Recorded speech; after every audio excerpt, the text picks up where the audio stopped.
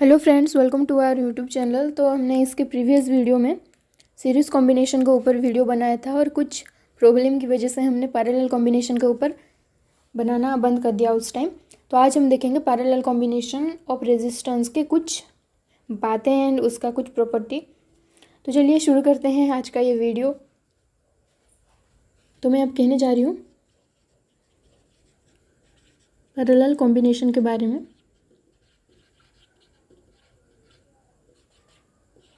तो चलिए एक सर्किट लेते हैं और यहाँ पर मैंने ले लिया एक रेजिस्टेंस R1,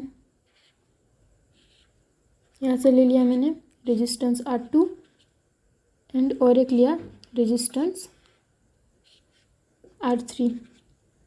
तीनों दोनों पॉइंट से निकले हैं, एक्स और वाई पॉइंट से जॉइंट है। आपको पैरेलल कॉम्बिनेशन के डेफिनेशन तो पता ही होंगे। उसका पहला स्टार्टिंग पॉइंट एक होता है और एंडिंग पॉइंट भी एक ही होता है। तो ये लोग कनेक्ट हैं एक सेल से जो इन्हें जीवन दान देता है। ये हमारा सेल है, बड़े वाले को पॉजिटिव, छोटे वाले को नेगेटिव। तो यहाँ पर है हमारा वोल्टेज मतलब पोटेंशियल V एंड यहाँ पर है ज़ीरो। अगर यहाँ पर V है तो इस पॉइंट से लेकर इस पॉइंट तक भी टोटल V ही रहेगा एंड यहाँ पर ज़ीरो है तो इस पॉइंट से लेकर इस पॉइंट तक ज़ीरो है, मतलब इस पॉइंट पर भी पोटेंशियल डिफरेंस भी है एंड इस पॉइंट पे है ज़ीरो। तो आप अगर निकालते हो एक डिस्टेंस, यहाँ पर 10 था, यहाँ पर 15 था, तो दोनों के अंदर डिस्टेंस कितना होता था? 15 - 10 कर देते थे, 5 निकल जाता था। वैसे यहाँ पर R1 कनेक्टेड है एक्स एंड वाई पॉइंट पे और इसका पोटेंशियल है V एंड इसका पोटेंशियल है ज़ीरो। तो इन दोनों पॉइंट के अंदर पोटेंशियल डिफरेंस कितना रहेगा? V - zero which is equals to V। मतलब इन दोनों पॉइंट का पोटेंशियल डिफरेंस मतलब R1 का पोटेंशियल डिफरेंस है हमारा V। अब चलते हैं R2 रेजिस्टेंस पे। अब R2 के केस में देखिए, ये था हमारा R1 का। अब R2 में R2 भी कनेक्टेड है एक्स एंड वाई से, तो यहाँ का पोटेंशियल डिफरेंस भी वही आएगा, V - zero equals to V। R3 का भी वैसा ही रहेगा, V - zero equals to V। तो तीनों का पोटेंशियल V रहा। तो पहला पॉइंट ये है, नोट डाउन कीजिए इसे, कि हम अगर पैरेलल कॉम्बिनेशन लेते हैं रेजिस्टेंस का तो उन लोगों का पोटेंशियल डिफरेंस, वो तीनों का ही, अगर वो तीनों पैरेलल कॉम्बिनेशन में हैं तो उन तीनों रेजिस्टेंस का हमारा पोटेंशियल डिफरेंस इक्वल होता है। मतलब इसका मैं अगर ले लूँ V1 तो V1 equals to V2 equals to V3 equals to मेरा V ही आएगा हमेशा। अब चलते हैं दूसरे पॉइंट की तरफ। तो मैं इसे इरेज करती हूँ पहले। तो यहाँ पर है हमारा सेल। तो हमारा जो सेल है इस टोटल सर्किट का क्या लाइफ जीवन देती है, मतलब इसे हम शॉर्ट फॉर्म में लिख सकते हैं पेरेंट्स, जो कि हमें जीवन दान देते हैं। तो ये देता है हमारा करंट I। इसने दिया करंट I, तो करंट फ्लो होके गया इस तक, क्योंकि उसके लिए आसान था, रास्ता एक ही था। जब वो आगे चला गया उसे थोड़ी कन्फ्यूज़न हुई, भाई तीनों रास्ते हैं, एक जाता है R1 की तरफ, एक जाता है R2 की तरफ और एक जाता है R3 की तरफ। तो वो चुने तो चुने कैसे? अगर हम यहाँ पर होते तो क्या करते? एक ही रास्ते से निकल जाते, जो छोटा है उसे ही पार कर जाते। यहाँ पर हमें R2 ही छोटा दिख रहा है तो हम यहाँ से निकल जाते हैं, पर नहीं, ये इंसान नहीं है। इंसान ही बस अपने बारे में सोचते हैं, ये अच्छा इंसान है, आई एम सॉरी, अच्छा इंसान नहीं, ये अच्छा है।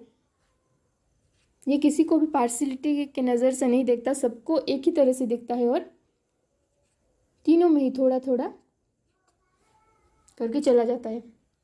तो इसे हम प्रैक्टिकली थोड़ा देख लेते हैं। यहाँ पर हमने तीनों डिफरेंट रेजिस्टेंस लिए हैं, R1, R2 एंड R3। तो मैं अगर R1 की बात करूँ तो R1 पे मैं अगर ओम्स लॉ प्रयोग करूँ तो यहाँ पर क्या होगा? सपोज मैंने इन तीनों पे ही करंट I ले रखा है, तो चलिए देखते हैं यहाँ पर हमारे ओम्स लॉ के हिसाब से R1 क्या हो जाएगा? V/, क्योंकि यहाँ पर पोटेंशियल डिफरेंस सेम है, V/I हो गया इतना। एंड R2 पे हम देखेंगे तो R2 पे भी हमारा पोटेंशियल डिफरेंस V ही है, नीचे आ जाएगा I। R3 पे भी V/I। क्योंकि इन तीनों चीज़ें सेम नहीं है, इन तीनों रेजिस्टेंस ही डिफरेंट हैं, तो कैसे ये I सेम हो सकता है? माना कि V सेम है, इस वजह से ये I ना होके I1 I2 एंड I3 हो जाएंगे, I2 एंड I3।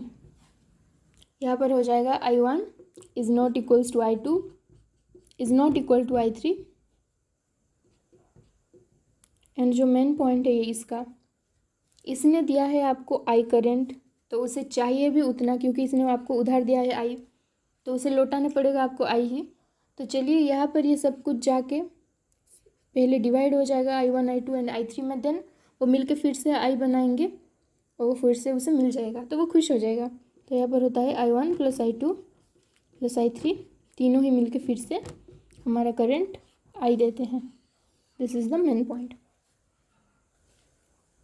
तो हमने उसमें लिखा I1 plus I2 plus I3 equals to हमारे I होते हैं।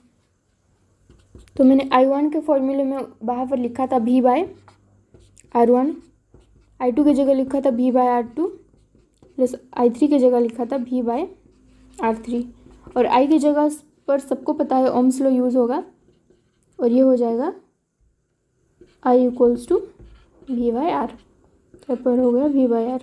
तो मैं V/R को इस तरफ ले आई, V को मैंने सबसे कॉमन लेके इस V से कैंसिल आउट कर दिया, तो यहाँ पर बचा 1/R equals to 1/R1 plus 1/R2 plus 1/R3। ये हमारा फॉर्मूला नंबर 3, जो कि बहुत इंपॉर्टेंट है। तो यहाँ पर और एक चीज़ है, यहाँ पर रेसिप्रोकल का सम होता है, main equivalent resistance equals to यहाँ पर reciprocal of the individual resistance होता है, उनका समेशन।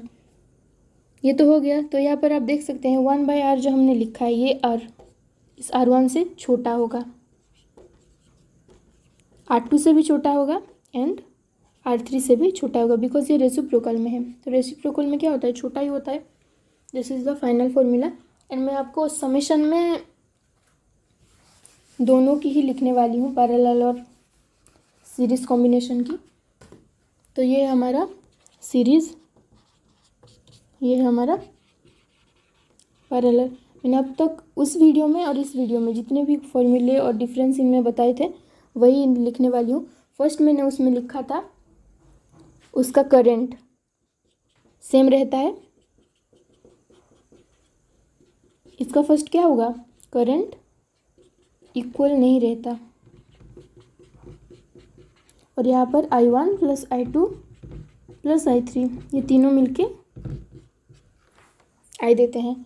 सेकेंड पॉइंट था यहाँ पर हमारा पोटेंशियल डिफरेंस जो है वो इक्वल नहीं रहता, और उसका समेशन होता है हमारा पोटेंशियल, मेन पोटेंशियल, वो उनका इंडिविजुअल समेशन देता है। और यहाँ पर पोटेंशियल सेम रहता है इंडिविजुअल रेजिस्टेंस का। I am sorry, this is equals to V1 equals to V2 equals to V3। इसका थर्ड पॉइंट, यहाँ पर हमने जो इक्विवेलेंट रेजिस्टेंस लिया था वो होता है हमारा इंडिविजुअल का डायरेक्ट समेशन प्लस R3। यहाँ पर होता है इक्विवेलेंट रेजिस्टेंस का reciprocal 1/R equals to 1/R1 plus 1/R2 plus 1/R3। यहाँ पर देखने की और एक चीज़ थी, यहाँ पर हमारा जो इक्विवेलेंट रेजिस्टेंस है वो हमेशा ग्रेटर देन रहता है R1, ग्रेटर देन रहता है R2 and equivalent resistance is greater than R3। उस इंडिविजुअल रेजिस्टेंस का ये हमेशा ग्रेटर ही रहेगा। और सॉरी, ये थर्ड पॉइंट था, ये है फोर्थ पॉइंट। यहाँ पर जो इक्विवेलेंट रेजिस्टेंस है वो इंडिविजुअल्स के कम ही रहता है, उससे हमेशा लेस देन ही रहेगा। ये लेस देन R3। ये है मेन समरी जो हमने दोनों वीडियो में कवर किया था, तो इसे आप याद करें, इम्पोर्टेंट है ये, क्योंकि यहाँ पर प्रॉब्लम आते हैं यहाँ से बहुत कुछ, तो आप लोग ये देख सकते हैं। यहाँ पर मैं सीरीज एंड पैरेलल कॉम्बिनेशन के कुछ अच्छी बातें और उनकी कुछ बुरी बातें बताना चाहती हूँ। मतलब यहाँ पर किसी की बुराई नहीं हो रही है, इनके काम को लेके कुछ तारीफ होगी, कुछ बुराई होगी।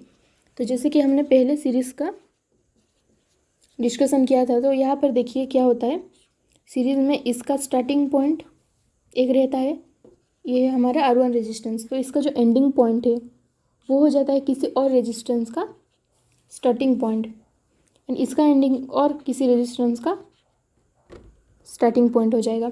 तो यहाँ पर मैं अगर क्या करूँ, यहाँ पर करंट हमारा आई फ्लो हो रहा है, तो मैंने अगर यहाँ पर कुछ गड़बड़ी हो गई या फिर कुछ हो गया और यहाँ पर खराबी आ गई, मतलब ये काम करना बंद कर दे, अगर ये रेजिस्टेंस से कुछ इसमें गलती हो जाए तो ये कट हो गया। तो अगर ये ख़राब हो गया तो यहाँ पर तो करंट फ्लो ही नहीं हो सकता, तो इस तरफ कैसे जाएगा भाई। यहाँ पर अगर कुछ और इंस्ट्रूमेंट लगे हैं तो कैसे काम करेगा। तो इसका ये डिसएडवांटेज है कि अगर कोई एक चीज़ यहाँ पर ख़राब हो जाए तो बाकी सब भी ख़राब हो जाते हैं, मतलब काम में नहीं आते। और दूसरी बात ये तो पहली गई। दूसरी बात है, मैंने आपको बताया था यहाँ पर करंट हमेशा सेम अमाउंट में ही फ्लो होते हैं। तो मुझे बताओ, आपका फ्रिज जितने करंट में चलता है, जितने उसे वोल्टेज चाहिए, जितना करंट चाहिए, उतना क्या छोटे से बल्ब को चाहिए होगा? ज़रूरी नहीं है, मतलब नहीं चाहिए इन लोगों को सेम। तो मैंने अगर इन लोगों को सीरीज़ में कनेक्ट कर दिया, इन दोनों को, फ्रिज हो, बल्ब हो, इन्वर्टर हो, सबको मैंने अगर कनेक्ट कर दिया तो एक में जितना करंट जाएगा उसमें भी उतना जाएगा, पर उन लोगों को उतना चाहिए नहीं था, इस वजह से वो फट भी जाएगा। दूसरा वाला फटने के चांसेस बहुत है, क्योंकि उसको ज़रूरत से ज़्यादा मिल रहा है। अगर आप ज़रूरत से ज़्यादा खाओ तो क्या होता है, पेट बड़ा हो जाता है। उस तरह से उस चीज़ को भी अगर आप ज़रूरत से ज़्यादा इलेक्ट्रिसिटी प्रोवाइड करोगे तो वो भी ख़राब हो जाएगा। इस वजह से सीरीज़ यहाँ पर फेल हो जाता है। ये दूसरी खराबी है। तो मैंने यहाँ पर 2 बताए। तो अब देखते हैं हमारे सीरीज़ का। तो अब हमारे सीरीज़ का नहीं, अब है पैरेलल की बारी।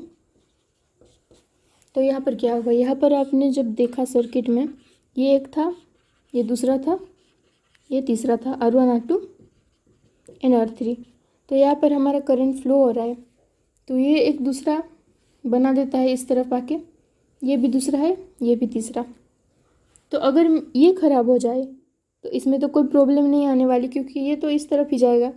अगर ये भी ख़राब हो जाए तो इसमें कोई प्रॉब्लम नहीं आने वाली,